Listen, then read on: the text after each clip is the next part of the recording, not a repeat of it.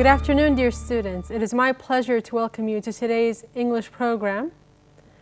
Today we will be discussing grade 11, Unit 8 Grammar, and we will be looking at the concepts as well as going into more detail and then going on to practice questions. Please join me after the break and we will begin the episode together.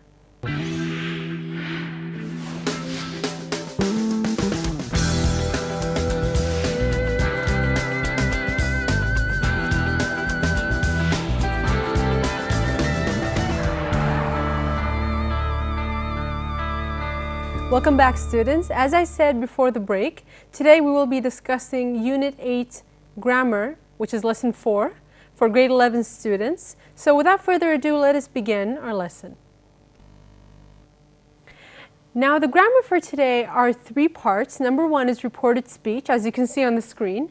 Second is phrasal verbs. And lastly, we're going to be looking at indefinite pronouns. So let's first look at the concepts and then we're going to take some practice exercises together. First, let's begin with reported speech. Now, we need to pay attention to these infinitives with to, which are advise, like, prefer, tell, and want. So we need to focus on these key words when we deal with reported speech. And I will be going into what reported speech is exactly, but I want you to keep these infinitives in mind. So, of course, as you can tell, we're taking action. We're telling something, we want something, we like something, we prefer, and of course, when we give someone advice, we are in the process of advising them of something.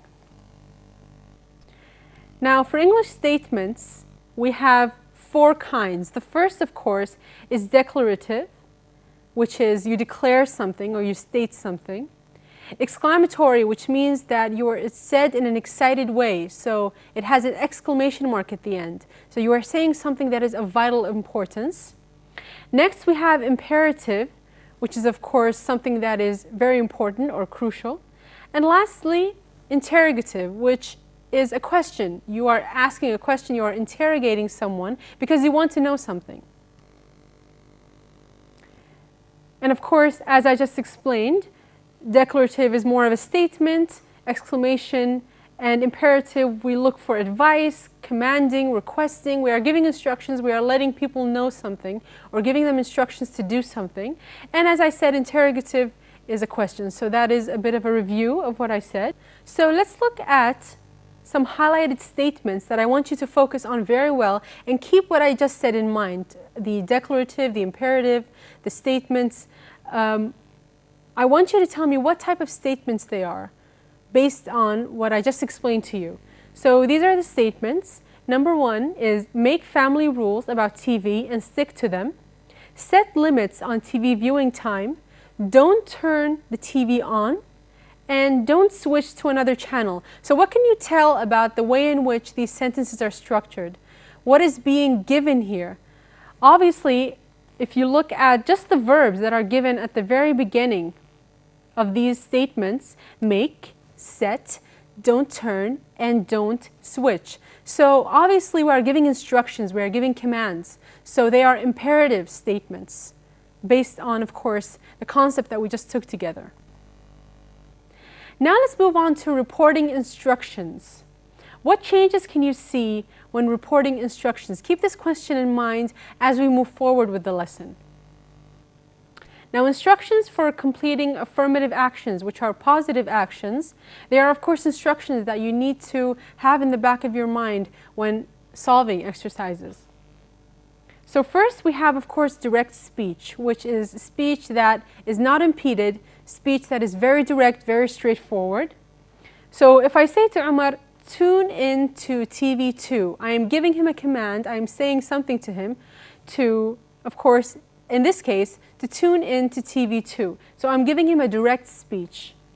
Reported speech, on the other hand, which is something you need to focus on because this is the first concept we are dealing with together, means that Umar told me to tune in to TV 2. So it is no longer direct anymore. Someone is coming in and using a pronoun to report what Umar told me. So as I said, The difference between direct and reported speech means that someone else is coming into the picture and reporting what is happening. So they are looking at the situation from the outside and telling us what is happening. So instead of Umar directly saying to me, tune in to TV2, someone is using a pronoun to express what is being said in the situation. So Umar told me to tune in to TV2. We are reporting the speech. We are not dealing with just two people anymore. Someone is coming in and reporting to us what is happening between these two people. This is why we have it in this form. Umar told me to tune in to TV2. So we can move on to another example, and this deals with the negative. If you can see here, don't tune in to TV2. It's still the same situation, but we are dealing with the negative. So same idea. In the reported speech, Umar told me not to tune in to TV2. So we are reporting once again. So if I am the person that Umar is speaking to, I would say, Umar told me not to tune in to TV2. It is not Umar telling me, so it is not direct speech, it is reported speech. Now remember the infinitives with to that I told you about at the beginning of the episode. Let's recall them together. Advise, like, prefer, tell, and want. We use these verbs with a noun or a pronoun. Now of course, everyone knows what a noun is. It is a person, a place, or a thing. And pronouns are he, she, we, and so on and so forth. Plus to or not to, and the base form of the verb. So this is the form that you need to focus on when dealing with these infinitives with to. For example, Umar told me to tune in to TV2, and of course the negative, Umar told me not to tune in to TV2.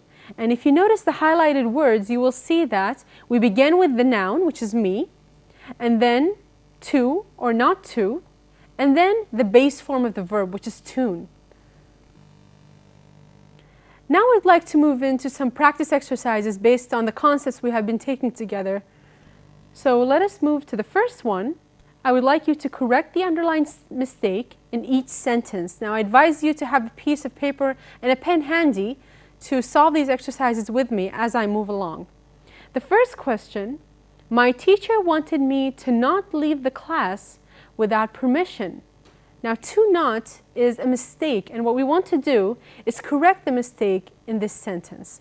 So take some time as I am speaking to think of the replacement. What could be the correct answer to this question? If you said not to, then you are correct. So all we need to do really is to flip the words. They're coming in the wrong sequence. So we would eventually say, my teacher wanted me not to leave the class without permission. So of course, the infinitive has to come at the end. Next sentence is, my parents asked me to going to bed early. Even if you say it to yourself, you will notice that it is incorrect. So once again, the same idea. What do you think should be the replacement here? It is the same sort of approach that we took with the first sentence. So the answer would be to go. My parents asked me to go to bed early. So it's not going, it's to go to bed early. We're taking the base form of the verb. We're not changing the tense or doing anything like that. Last sentence is, my grandparents advised I to obey my parents. So I, the pronoun, we're not using the correct pronoun here. We need to change it. And the correct one is me. That's correct. My grandparents advised me to obey my parents or to listen to my parents. Next, let's change the following statement into reported speech. Now remember what I said earlier about the difference between direct speech and reported speech. Direct, as the name suggests, is very straightforward. Nothing is happening to impede that situation. But with the reported speech, we are not having a dialogue anymore. Someone is reporting on the situation and what happened in that particular situation. So the first one we're going to do together states, his mother asked him, could you find out about the TV program at 10? So imagine you're standing there with your mother or you're at home and your mother says to you, could you find out about that TV program at 10 o'clock? So if you were going to report this situation, how would you structure the sentence? Here is the answer.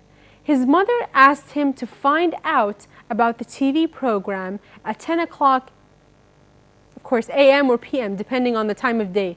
But as you can see, we used a pronoun to refer to his mother because, of course, that's how it begins. And we are going to find out about the TV program. So we are reporting what happened in this situation, which is, of course, the mother asking her son to find out about the TV program. Next sentence, he advised me, and then we go to the dialogue. If I were you, I'd listen to the news on the radio. So imagine you're with your friend one day, and he or she tells you that you should listen to the news on the radio. So how would you report this situation? Here is exactly how you do that. He advised me to listen to the news on the radio. So you move on to a few hours later, and you would be talking to another friend, for example, and you want to report this situation, you would say, oh, he advised me to listen to the news on the radio. So you are no longer in the situation itself, you are outside of it and you are reporting on that situation. Let's move on to the next question. His father told him, turn the television off and do your homework. So once again, we are reporting the speech. So the answer would be, his father told him to turn the television off and do his homework. We have a few more to get through. So here's the next one. His mother warned her, don't touch the DVD player. So she's telling her not to touch the DVD player. If we want to report this situation, it would be, her mother warned her not to touch the DVD player. So we have a negative, of course, here, as you can see. Next sentence, my brother asked me, please watch the film with me. So you want to watch the film with your brother, or he's asking you to watch the film with him. To report this, you would say, my brother asked me to watch the film with him. Very simple. The more we do, the easier it gets. Next, she advised her friend, if I were you, I'd record the film and watch it later. So here we have advice, of course. Someone is advising you to do something. To report the situation, we would say, she advised her friend to record the film and watch it later. Same idea. We have the same concept here. Now, please rewrite the following statements in indirect speech. So it's not really direct anymore. We have indirect speech. The first one is, you should add more fruits and vegetables to your diet. Now, look at the sentence. What is a way in which we can change it to indirect speech? Here's how we do that. My doctor advised me to add more fruits and vegetables to my diet. So now we know the subject. We know who is doing the advising, who is the doctor, of course. Next sentence, could you please find out what time the movie is playing? So we have no idea who is asking this question, but when we change it to indirect speech, we will find out. His friend asked him to find out what time the movie was playing. And the next one, be careful not to use the old computer. So once again, same idea. We have no idea who is saying this, but when we change it to indirect speech, we find out that it is her colleagues who warned her not to use the old computer. There could be problems with it. Next, we would really prefer it if you didn't watch programs that are violent. Now, who is saying this? Parents. Parents often say this. My parents prefer me not to watch programs that are too violent, which is, of course, something parents would say. Now let's move on to the phrasal verbs. Once again, we're beginning a new concept, so please focus on this. We're going to begin with a definition. A phrasal verb is a verb plus a preposition or an adverb which creates a meaning different from the original verb. So here are some that you can keep in mind. Look after, wait for, talk about, put up with, throw away, etc. So these are just some that you can keep in mind, but there are so many phrasal verbs that people use on a daily basis. Now we're going to look at a specific kind of phrasal verb, which is phrasal verbs with get. And we're going to go through them and talk about their different meanings. The first one is get up. Second is get on. Third is get over. Now get up means to get out of bed. So you're having a very rough morning, you need to get out of bed. And of course, the sentence as an example, I have to get up early to go to school, of course, and even work, you have to get up early, which means to have a good way in which to get up, to get out of bed and go to work and school in the morning. Next one is to get on. So what does it mean to get on with someone? You just met someone and you want to get on with them. It means to have a good relationship with someone, to have a very positive and good relationship. So for example, my father and his colleagues get on very well. They work very well together. Next one is get over, which means to recover. Imagine you're very sick in bed and you need to get over your illness. So it means to recover, to get better. And here, as an example, I've had a bad cold, but I'm getting over it now. I'm getting better because I've taken medicine or I've rested. Let's move on to some other phrasal verbs with get. The first one is get down to. Now, if you get down to something, I want you to keep that in mind. And get through. Next, we have get behind with. And going back to get down to, if you want to get down to something, for example, studying, this means you are starting to do something very seriously. You're taking it seriously and you're doing it with a lot of hard work. For example, I should get down to revising for the coming exam. Next one, get through, which means to manage to contact someone. So if you're using your phone and you want to talk to your friend, you want to get through to them. You want to manage to contact them. For example, I tried to phone you yesterday, but I couldn't get through. There might have been a problem. I could not get through to you. Next one, get behind with. Do not make as much progress as others. So if you are behind in class, you're getting behind, it means you're not doing as well as you should be. And an example is, Nasser got behind with his work because he was off school for a month. So of course that would affect his progress and his performance. Now that we looked at the phrasal verbs with get, let's look at some practice exercises together. The first one is choosing the best answer from A, B, C, and D. So please focus on these sentences. The first one, enough small talk, let's get blank to business. Look at the options on the top and think about the correct answer that would go in this sentence. Is it through, or over, or down, or behind? Now when we want to get serious about something and when we want to do it with hard work, which phrase do we use? Which phrasal verb would get?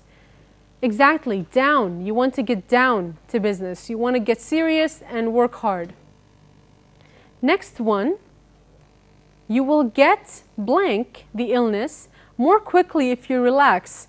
If you're feeling sick and you want to get over, exactly, you want to get over the illness to get on with your life and start doing things. Next sentence, it's hard to get blank to Talal because his phone line is always busy.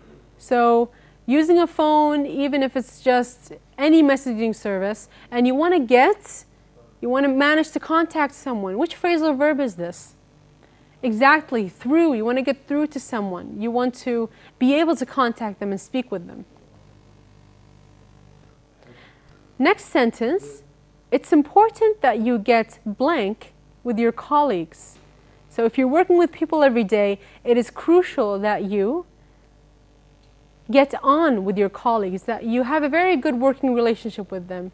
So it's very important that you focus on these phrasal verbs and know the different meanings between them. And now let's move on to the last grammar concept today, indefinite pronouns. Now, as I said when I moved on to the second one, we need to focus when we talk about the concepts. So let's begin with the definition. An indefinite pronoun is a word that replaces a noun without specifying exactly which noun it replaces. So we have no idea which noun it replaces. Here are some indefinite pronouns that we should keep in mind. Anyone, nobody, something, and anywhere. And of course we have others, but we are focusing on these four. So let's break them down and see how they are formed into these different words. Nothing is made up of no and thing. Anyone is made up of any plus the word one. Somebody is made up of some and body. Everywhere is made up of every and where. And of course, a very simple concept. Let's move on to the practice questions to see if we understood them correctly. So firstly, I would like you to complete the sentences with a word from the list. Here's the list: somebody, nobody, everybody, anybody, something, nothing, everywhere, anything, somewhere, nowhere, everywhere, and anywhere. Now, as you can see, there are so many indefinite pronouns, but we are focusing on only 4. The first sentence: I am not enjoying this program. Can we watch blank else? Now, we want to watch something other than what we're watching. So, the answer is something else. Can we watch something else other than what we are watching now? Next sentence: I'm still hungry. Can I have blank else to eat? Same idea. So we're looking for something else. So the answer is, same answer, something else. We're looking for something other than what we are having at the present time, at the moment. Next sentence: we are the last ones to leave blank else has already gone home. So we're talking about people here, so we have a different kind of indefinite pronoun, which is everybody. This is how we refer to people in groups. So we say everybody else has already gone home. Next sentence: we can't stay here tonight. We'll have to blank else. So we'll have to go. What do we say here? We're referring to location. So of course, the indefinite pronoun changes once again. And in this case, we use somewhere. The word where indicates location. We are talking about a place. Next sentence: I can't understand why blank else watches the news on TV. So we are sort of pondering a question and we want to know the answer. So we can't understand why nobody else watches the news on TV. So it's a negative statement. We don't understand why nobody takes the time to watch the news on TV. Now we'd like to choose the best answer from A, B, C, and D. The first sentence states, blank can play the game as long as they follow the rules. So look at these options here and try to find the right answer. Is it anyone, or everything, or someone, or anything? So we are obviously referring to people because we need something to be alive in order to play a game. And the answer is anyone. Of course, this is what we use to refer to people. Anyone can play the game as long as they follow the rules. Next sentence: when I looked around the house, I did not see blank out of the ordinary. Now this could be inanimate, it doesn't have to be alive. So the options are something, anything, someone, nowhere. So our options are a lot broader here. So which one do we use to fill in this sentence? Exactly, anything out of the ordinary. So whether it's something animate or inanimate, he did not see something that looked weird or out of the ordinary. Next sentence: blank enjoyed the food and the company.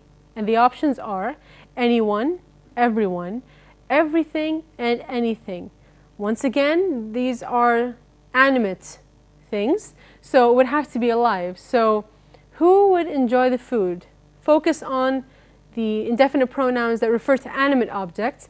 Everyone, we are referring to everyone as a collection, as a group. Enjoy the food and the company. Now let's summarize the concepts that we have taken together over the course of the episode, beginning with looking at how to correct the underlined mistakes. So if I give you a sentence like this: my father asked me to turning off the lights and going to sleep. Obviously we have mistakes here, and to correct them we would have to change and say, my father asked me to turn off the lights and go to sleep. We're looking at the base form of the verbs to correct this sentence. I usually get on at 6 and eat everything before setting off to work. Of course, this is not correct. Look at the phrasal verbs with get. Which one means we have to get going and move on in the morning? Up, we have to get up at 6 and eat something before setting off to work. We obviously do not eat everything. We choose 1 or 2 things to eat before going to work. So I would like to thank you once again for paying attention. Today, of course, we talked about 3 grammar concepts for Unit 8 for grade 11 students. I hope you benefited from today's episode, and please join us again in future programs. Thank you.